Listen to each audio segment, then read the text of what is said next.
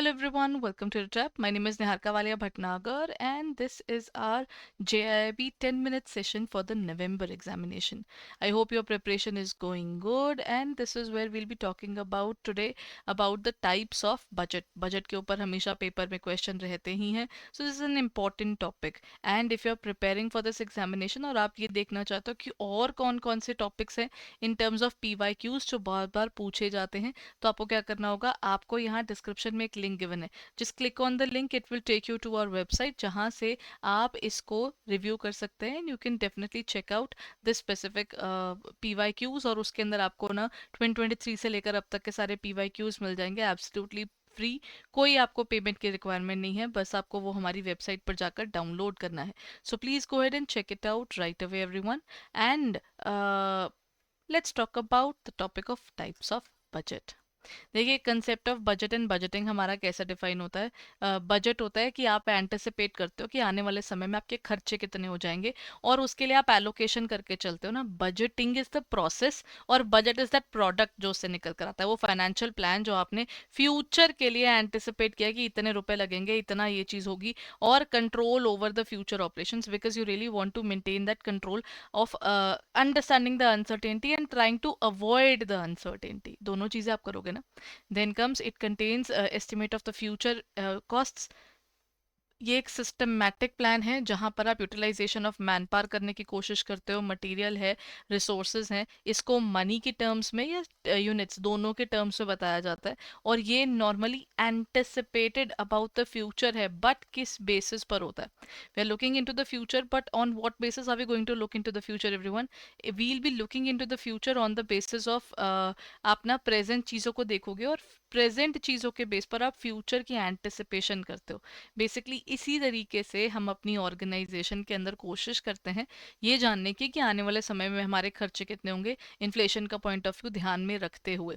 इससे ऑर्गेनाइजेशंस को बेनिफिट क्या होता है. ऑर्गेनाइजेशंस को इसमें बेनिफिट ये हो जाता है कि उनको आने वाले समय के जो खर्चे हैं उनका आइडिया रहता है जिससे उनकी आने वाले खर्चों के लिए एलोकेशन सौखी हो जाती है, ईजी हो जाती है. तो बेसिक रीजन इज कि जब आप काम करते हो तो वहां पर ये हो जाता है ना कि आपको पता है कि अगली बार में शायद 10,000 to 12,000 मटीरियल में लग जाएगा तो आपको पता है कि आपको कितने रुपए लगाने हैं और कितने पैसे आपके इनकम में जाएंगे एक्सपेंडिचर में जाएंगे और अगर आपको अपना जो प्रेजेंट वो डिमांड मीट करनी है तो आपको और कैपिटल इंक्लूड करनी होगी. That's how we do it. फिर एक होता है डिफरेंट टाइप्स ऑफ बजट.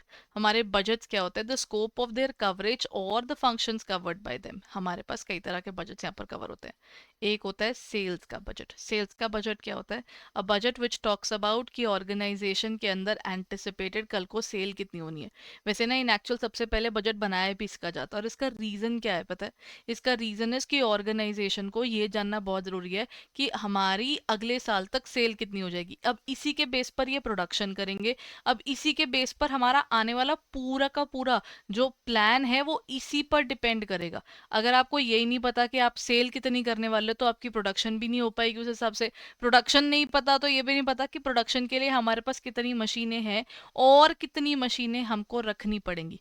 उस क्लैरिटी के लिए तो ज़रूरी है ना कि हमें ये पता हो कि हमारी जो पूरी वर्किंग है हमारे पास सेल कितनी होनी है. सेल के बेसिस पर हमारा डिमांड कितनी बनने वाली है उस डिमांड के बेसिस पर आपका अगला स्टेप आ जाता है.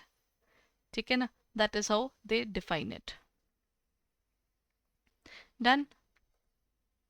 अब बारी आती है इसके बाद नेक्स्ट पॉइंट की. जैसे प्रोडक्शन का बजट जो किस पर डिपेंड करेगा आप कितनी सेल करने वाले हो. जैसे प्रोडक्शन के अंदर आप देखोगे पहले कितना सामान पड़ा है और बनाना कितना है. फिर एक होता है ओवरहेड. ओवरहेड होता है आपके ओवर एंड अबव जो भी एक्सपेंसेस आ रहे होते हैं. ठीक है. एक होता है कैश का बजट. कैश का बजट यानी वो बजट जो कहता है कि आपको आप मुझे ये बताओ टोटल जितने आपने एक्सपेंडिचर और सबको रिकॉर्ड कर लिया है उसके अंदर खर्चा कितना बनता है और हमारे पास कितना पड़ा है. So you look forward towards this area. ठीक है. तो ऑर्गेनाइजेशंस इसके अंदर करती क्या है. बेसिकली ऑर्गेनाइजेशंस ना इसके अंदर अपने लिए ना वर्किंग के अंदर वो देख लेती है कि हमारे पास प्रोडक्शन में कितना चाहिए, उसके बेसिस पर हमारे पास प्रोडक्शन की कॉस्ट का भी पता लगाएंगे, लेबर की कॉस्ट कितनी लगनी है उसका पता लगाएंगे, बिल्कुल एंड में ये बनता है कैश का budget. This is one of the last budgets to be made, actually ये लास्ट होता है। अगर आपने प्रोडक्शन करनी है, आपके पास प्रोडक्शन करने के लिए मशीनरी कम है, एक्सपेक्टेड ज़्यादा सेल्स है, तो आपको और मशीनरी सेटअप करने के लिए भी पैसा चाहिए। That is called capital expenditure budget. इस तरह से अलग अलग बजट्स बनते हैं जिन्हें कहा जाता है फंक्शनल बजट्स। ऑर्गेनाइजेशन के फंक्शंस के ऊपर बेस्ड होता है। द कैपिटल और the efficiency to which they are related to, यहाँ पर वो कहते हैं based on this budgets flexible भी हो सकते हैं, फिक्स्ड भी हो सकते हैं। फर्क क्या है, यहाँ पर जो फ्लेक्सिबल होते हैं, फ्लेक्सिबल का बेसिक मतलब होता है कि ऑर्गेनाइजेशन के अंदर हमारे पास में क्या हो रहा है कि फ्लेक्सिबल को हम कह सकते हैं कि हम मल्टीपल आउटपुट्स को लेकर बना देते हैं कि ये भी हो सकती है आउटपुट, वो भी हो सकती है। फिक्स एक ही पर्टिकुलर आउटपुट पे हम पूरी की पूरी डिफाइन करके चीज छोड़ रहे हैं, तो वो होती है आपकी फिक्स्ड की। अब जैसे मैंने बोला कि 10,000 यूनिट्स के हिसाब से ही पूरा बना देते हैं, तो वो आपका एक हो गया। ठीक है, अगर मैं कहती हूँ कि नहीं मुझे ये चीज ना, हो सकता है हमारी आउटपुट ये हो सकता है हमारी आउटपुट वो, तीन चार आउटपुट आपने अगर कॉस्ट अलग अलग निकाली है ना, तो हम उसको तब डिफाइन करेंगे कि ये आपकी फ्लेक्सिबल जो है वो बजट है। ठीक है, फिर कहते हैं जो कंडीशंस हैं वो किस चीज पर बेस होती है, या तो बेसिक पर हो सकती है, करंट बजट पे हो सकती है। हो सकता है आप पुराने वाली जो चीजें चली आ रही है आप उसी को बेस लेकर कर रहे हो, या आप करंट बजट जो बना रहे हो आप उसके बेसिस पर काम कर रहे हो। तो it can be any of these, there is not one particular way, there can be multiple ways of working into a budget. Then we have this, the period है वो कौन सा कवर करोगे, आप एक क्वार्टर कर रहे हो, शॉर्ट टर्म बना रहे हो, लॉन्ग टर्म बना रहे हो, आपको उसको भी देखना होगा। अब बारी आती है मॉनिटरिंग और प्रिपरेशन ऑफ बजट्स की। अब जैसे अगर इसकी बात करें तो सबसे पहले let's talk about sales budget. Sales budget is that budget जो हमें कहते हैं कि एंटिसिपेटेड हमारी सेल्स कितनी है, उसके बेसिस पर बनाते हैं कि हमारे पास इतना सेल हो सकती है। जितनी सेल हो सकती है उतनी ही अपनी प्रोडक्शन कॉस्ट फिर बढ़ेगी, क्योंकि प्रोडक्शन देखना पड़ेगा ना, प्रोडक्शन कितनी करनी होगी। अगर हमने 10 लाख यूनिट्स बना वो सेल करने की बात करी है और 2 लाख पड़े हैं, तो आपको इस साल में 8 लाख और यूनिट्स बनाने हैं, तब जाकर आपकी सेल को आप रीच कर पाओगे। तो एस्टिमेटेड प्रोडक्शन आपको आइडिया होगा, फिर उसी के बेस पर प्रोडक्शन की कॉस्ट पता चलेगी कि हमारी प्रोडक्शन की कॉस्ट कितनी बनने वाली है। तो कंपोनेंट्स की कॉस्टिंग आपको आइडिया होती है, उनके कॉम्बिनेशन बनेंगे, मटेरियल कितना, लेबर कितना, और इवन ओवरहेड कितना। ठीक है, देन हम लोग क्या करते हैं, कैश बजट बनाते हैं। कैश बजट में हम क्या बनाते हैं, हमारे पास कैश की एंटिसिपेशन, ये मैंने आपको बताया था, ये बिल्कुल एंड में होती है।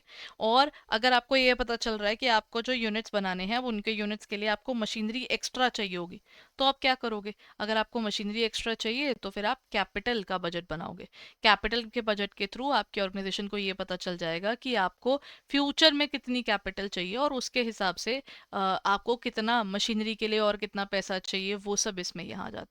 अब ये इतने सारे अलग अलग फंक्शनल बजट्स बनते हैं, ये अलग अलग पड़े रहेंगे तो कौन इनको वो इकट्ठा करके एंटिसिपेट करके देगा कि हम ये अचीव करने की कोशिश कर रहे हैं, पूरी की पूरी ऑर्गेनाइजेशन। उसके लिए बनाया जाता है the father of all the budgets, that is called the master budget.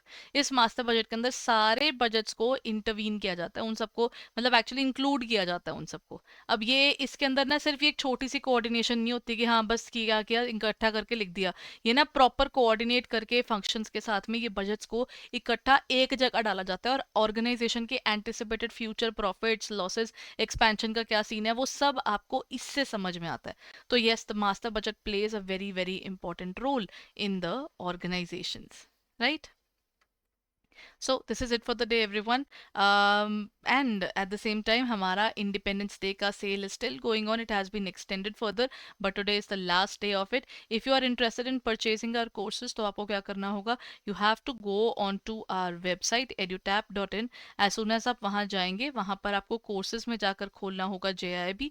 जैसे ही आप JIB खोलते हैं तो ये रहा हमारा JIB के courses, और ये हमारे सिंगल सिंगल भी आपको ले सकते हैं, आप कॉम्बो भी ले सकते हो। इसमें live classes just before the examination मिलेंगे, और छोटी छोटी वीडियोस के थ्रू आपको पूरा का पूरे सब्जेक्ट में कवरेज मिलेगी in terms of the recordings, ताकि आप अपनी पेस पर पढ़ सके और एंड में आप लाइव क्लासेस के थ्रू अपनी कॉन्फिडेंस को इंक्रीज कर सकें। सो यहाँ पर आपको यूज करना होगा कोड इंडिया 76, जिसपे आपको मिल जाएगा 76% off. But 17th is the last date for this specific thing, so please make sure कि आप आज के आज ही हमारे कोर्सेज को बाय कर रहे हैं for this 76% off. so that you don't lose this opportunity. Everyone, please prepare well, and if you are planning to purchase our courses उनको राइट अवे परचेज कर लीजिए, क्योंकि इसमें ये आपके पास अभी अपॉर्चुनिटी है इसको लोअर कॉस्ट पे बाय करने की, राइट? कंसेप्चुअल नोट्स और even live classes, mock test, PYQs भी आपको सारे मिल जाएंगे, और साथ ही साथ आपको यहाँ पर इसी के अंदर ही फुल लेंथ और यूनिट वाइज दोनों तरह के टेस्टिंग मिल जाती है. So if you are planning to purchase our courses, then do it right away. Thank you so much for being there, everyone. Bye bye and take care.